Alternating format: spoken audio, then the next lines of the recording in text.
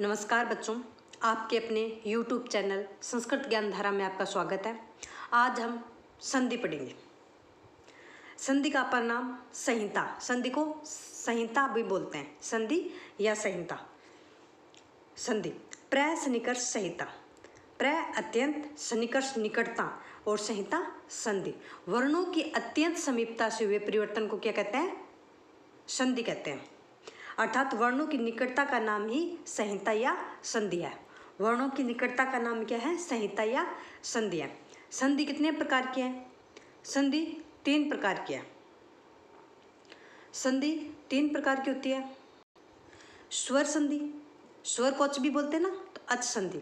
व्यंजन संधि, व्यंजन को हल बोलते हैं, हल संधि। और विसर्ग संधि। स्वर संधि, व्यंजन संधि, विसर्ग संधि। आज हम स्वर संधि को ही पढ़ेंगे।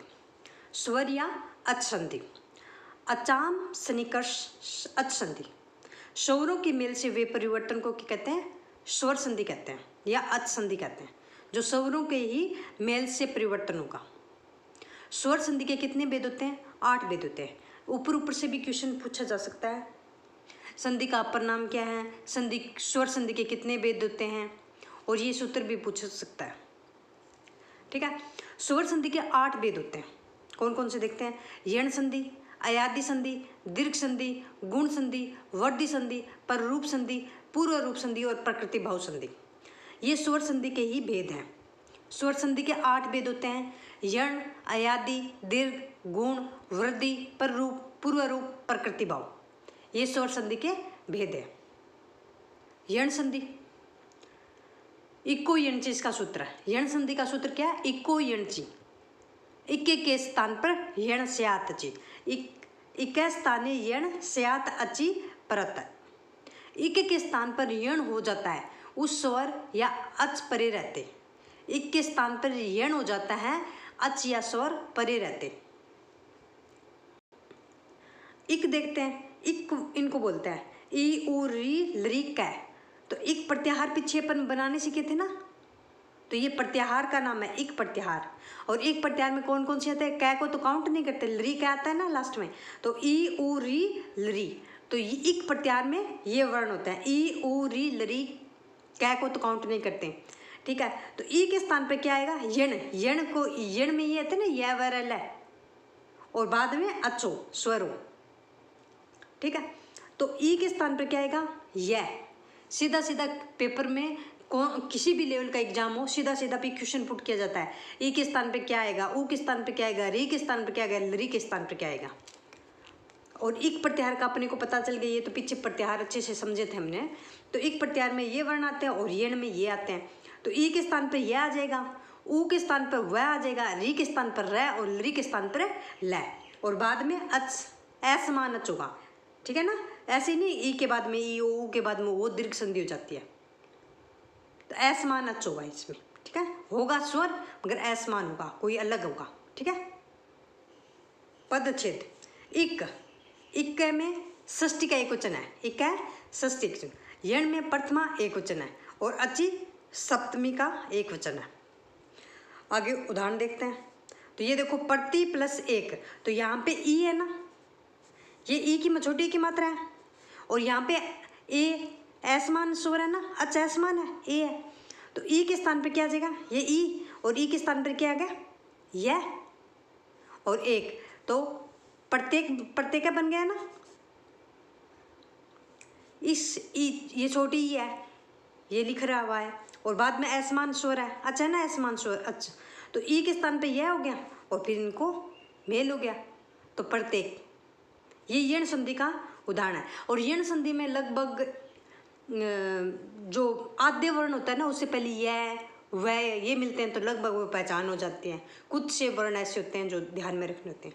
आगे देखते हैं। इंदु प्लस 70, तो यहाँ पे छोटे ऊ की मात्रा, और ये ए, ऊ के स्थान पे क्या गया? वह आ गया ना। ठीक है।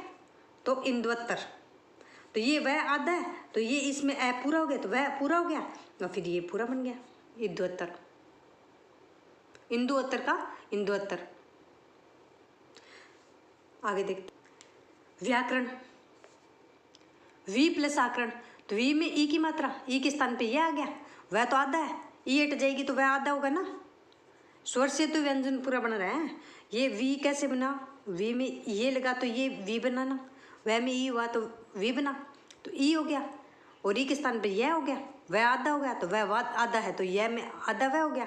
और देखो यहाँ पे ई है तो यहाँ पे आ है, तो ये व्याकरण ऐसे बनता है। मातृ आदेश, री के स्थान पर क्या होगा, र आदेश होगा ना, तो मात्रादेश बन गया। ये देखो ई का ये वो ऊपर अपने समझा था ना, वी वर्ण विच्छेद करेंगे तो ऐसे होगा ये, ठीक है। तो ये वी बना है, व्यंजन हमेशा आधा होता है, ये तो अपने देखा था पीछे वीडियो में अच्छे से। तो ये हो गया, तो इसका ये वर्ण विच्छेद करेंगे तो ऐसे होगा, तो ये आधा वह है, ई के स्थान पे यह आ गया तो ये ऐसे बन गया, फिर आगे आयाम जुड़ गया। मगर ये देखो यण संधि में असमान अच या स्वर है, समान नहीं है, ई है तो ए, ठीक है। पितृ आदेश, तो यहाँ री से रह बन गया, और तय और रह मिलके क्या बनता है, त्रय होता है ना, तय और रह मिलके क्या होता है, त्रय बनता है, त्रय बनता है ना। इसका त्रय का वर्ण विच्छेद करते हैं अपन ना, तो तय रह ऐसे बनता है त्रय। तो ये देखो रह बन गया, और आधा तय और रह क्या बन गया, त्रय, फिर आदेश तो पितरादेश।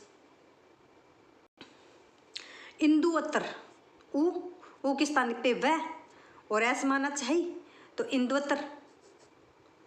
लरी के स्थान पर क्या आता है, लय बचता है, तो आकृति तो लाकृति। लरी के स्थान पर तो ऐ बचेगा, लय बचेगा, लरी के स्थान पर लय और री के स्थान पर रह।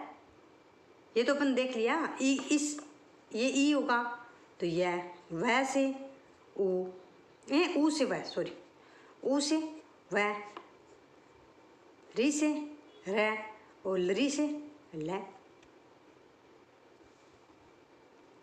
दूसरी अयादि संधि देखते हैं अपन, यण संधि को कंप्लीट कर लिया, अब अयादि देखेंगे।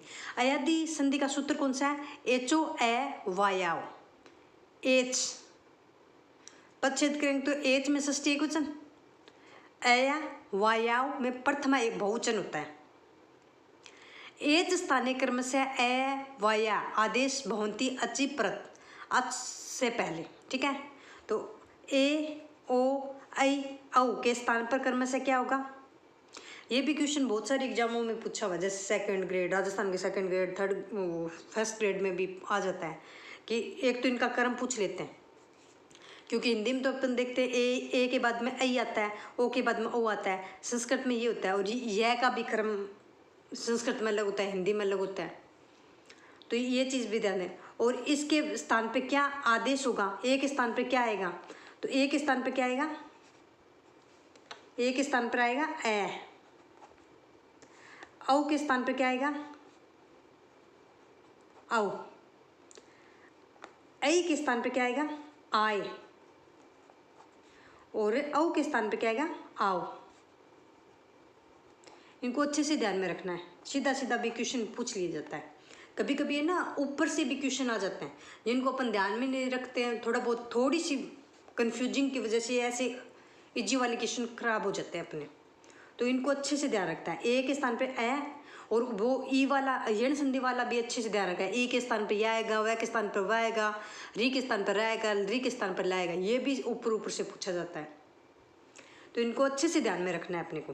तो ए के स्थान पर ए, ओ के स्थान पर औ, ऐ के स्थान पर आए, औ के स्थान पर आओ, ठीक है। एच स्थानीय क्रम से ए, आओ, आए, आओ, आदेश भवंती अचि प्रत, अच से पहले, तो ए ऐ ओ, ए ओ ऐ औ के स्थान पर क्रम से ए के स्थान पर ए, ओ के स्थान पर औ, ऐ के स्थान पर आए, औ के स्थान पर आओ आदेश हो जाता है, स्वर पीछे रहते, पीछे स्वर होगा, ठीक है। देखते हैं आगे, भो ओ के स्थान पर बाद में वाले देखें, ये स्वर है ना ए, तो भो में ओ स्वर है, तो इसके स्थान पर क्या होगा, औ आदेश होगा, तो भवती, भय औ अति भवती बन जाएगा। जे ए के स्थान पर क्या आदेश होगा, अया आदेश होगा, अया आदेश होगा ना, तो ये पीछे स्वर है, ये भी ध्यान रखो, जय, जे है, ये अयादी संधि है। और अयादी संधि की ये भी पहचान है, उसमें मैंने य से पहले आधा, वह से पहले आधा वर्ण बताया था ना, वैसे इसमें है जिसमें ए, औ, आय, आओ की ध्वनि आएगी, उसमें अयादी संधि आएगी। कोई कुछ वार्तिक अपवाद अलग होते हैं, मगर 90% चांसेस ये होगा। चे में एक ही मात्रा है, तो ये क्या आएगा? ए, तो अन चैनम हो गया ना, चैन। पौ, औ, आओ, तो पाव का। पो, ओ में औ, तो पौने। ऐसे बनते हैं अपवाद। अपवाद सामान्य नियम की प्राप्ति में विशेष नियम की प्राप्ति को अपवाद कहलाते हैं। अपवाद हमेशा विशिष्ट होता है। जहाँ सामान्य नियम की प्राप्ति हो और विशेष नियम की प्राप्ति, सामान्य नियम की प्राप्ति में विशेष नियम की प्राप्ति हो जाती है, तो वो अपवाद होता है। और अपवाद हमेशा विशिष्ट होता है। विशिष्ट सूत्रों को अपवाद कहा जाता है। सामान्य सूत्र को उत्सर्ग कहते हैं और विशिष्ट सूत्रों को अपवाद कहते हैं। जो सामान्य सूत्र होते हैं उन्हें उत्सर्ग और विशिष्ट सूत्रों को अपवाद कहते हैं। प्रत्यय पीछे वांतो यही प्रत्यय, वांतो यही प्रत्यय, आपको थोड़ा दिखने में थोड़ा यही वांतो यही प्रत्यय। वांत में आओ आदेश यकारादि प्रत्यय पीछे रहते हैं, भी हो जाता है। वांत में आओ और यकारादि प्रत्यय पीछे रहते हैं। यकारादि प्रत्यय पीछे होगा तो वांत में भी औ और आओ आदेश हो जाता है। जैसे गो में ओ, यकारांत प्रत्यय है ना, तो गो में औ आदेश हो गया, तो गव्य का क्या होता है? गोबर होता है। तो ये अपवाद सूत्र होते हैं। और इनका सूत्र क्या है? वांतो यही प्रत्यय, कि वांत में औ आदेश हो जाता है जब यकारादि प्रत्यय पीछे रहते हो। तो गो के बाद में यकारादि प्रत्यय है, तो ओ में औ आदेश हो गया।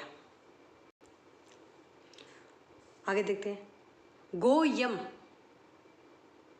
तो इसमें भी यकारादि प्रत्यय है ना, यम, तो ओ में औ आदेश हो गया, तो गव्यम, दूध बन गया।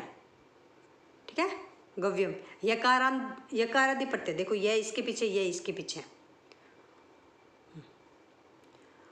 नव यह, तो औ में आओ, यह पीछे है, तो नव्य, नौका से ले जाने योग्य। यह अपवाद सूत्र है। ठीक है। अद्वय प्रमाणिच, अद्वय प्रमाणिच क्या कहता है? मार्गवाची मापन शब्दों में भी वांत आदेश होता है। जो मार्गवाची शब्द हैं जिसको अपन माप सकते हैं, उन शब्दों में भी वांत आदेश हो जाता है। जैसे गो युतु, ये इनके सूत्र, इनसे पर्टिकुलर ये सूत्र पूछते हैं, अद्वय प्रमाणिच, इससे ये गव्यत्ति बनेगा। अगर ये पूछ ली ये कौन से सूत्र से बनेगा, तो अद्वय प्रमाणिच सूत्र से ये बनेगा। तो मार्गवाची शब्दों जिसे अपन माप सकते हैं उसमें भी वांत आदेश हो जाता है। तो देखो गो युति, तो ओ में औ आदेश हो गया, तो गव्युति। 2 कोस के माप की दूरी को क्या कहते हैं? गव्युति कहते हैं। क्षय जयो शक्यार्थे, क्षय क्षमा करने योग्य है, जय जीत सकता है, तो क्षय यह, इनमें भी यह आदेश होता है, तो क्षय यह, तो ए में ए, तो क्षय, जे यह, तो जय।